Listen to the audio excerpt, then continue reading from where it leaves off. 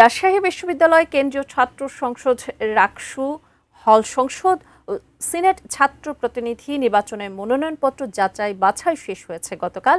আজ প্রার্থীদের প্রাথমিক তালিকা প্রকাশ করার কথা। এ বিষয়ে আরও জানাতে রাকসুর কোষাধ্যক্ষের কার্যালয় থেকে যুক্ত হচ্ছেন প্রতিনিধি বুলবুল হাবিব। বুলবুল হাবিব, আমরা জানি যে যাচাই বাছাই শেষে প্রাথমিক একটি তালিকা প্রকাশ করা হবে, তারপর আপিলের সময় দেওয়া হবে এবং তারপরে কিন্তু চূড়ান্ত তালিকা প্রকাশ করা হবে। সব মিলিয়ে একটু বিস্তারিত আমাদেরকে একটু জানাবেন। আপনি ঠিকই বলেছেন যে আসলে গতকাল এবং পরশু দিন এই 2 দিন সময় দেওয়া ছিল প্রার্থীদের যাচাই বাছাইয়ের জন্য। সেই যাচাই বাছাইয়ের কার্যক্রম সেটা কিন্তু শেষ হয়েছে। আমরা চিফ রিটার্নিং কর্মকর্তা সেতাউর রহমান তার সাথে কথা বলেছিলাম। তিনি বলেছেন যে যাচাই বাছাই শেষে এখন সেই তালিকাটা চূড়ান্ত করা হচ্ছে, হয়তো বা দুপুরের পরে তারা সেই তালিকাটি প্রকাশ করতে পারবেন, এমনটি কিন্তু আমাদের জানিয়েছেন। তো যেহেতু আপনাকে একটু যদি জানাই যে এই প্রাথমিক তালিকা আজকে যদি বিকেলের দিকে প্রকাশ হয়, তারপরে কিন্তু এটার উপরে আপত্তি নিষ্পত্তির একটা সময় দেওয়া হবে। এই আপত্তি নিষ্পত্তির পরে কিন্তু আসলে চূড়ান্ত তালিকা সেটা কিন্তু প্রকাশ করা হবে।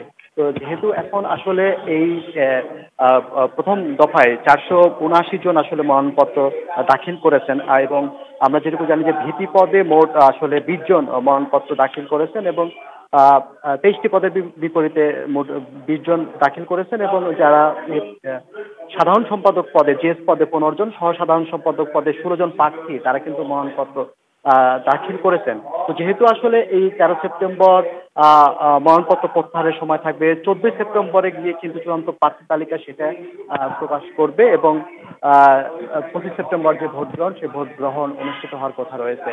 তো আসলে এই যে এখন পর্যন্ত বলা যায় যে 5টি প্যানেল তাদের যে প্রচারণার জন্য আসলে তারা 5টি প্যানেল তারা ঘোষণা করেছে, এবং আজকে দুপুর 12টার দিকে একটি প্যানেল তাদের প্রার্থিতা, যেটা হলো কোন পদে কে একটা প্রার্থিতা, সেই প্রার্থিতা ঘোষণা করবে। অর্থাৎ 6টি প্যানেল তাহলে হবে। এর বাইরে কিন্তু স্বতন্ত্র প্রার্থী তারা মনোনয়নপত্র উত্তোলন করেছেন, এবং বেশিরভাগই স্বতন্ত্র পদে তারা মনোনয়ন উত্তোলন করেছেন।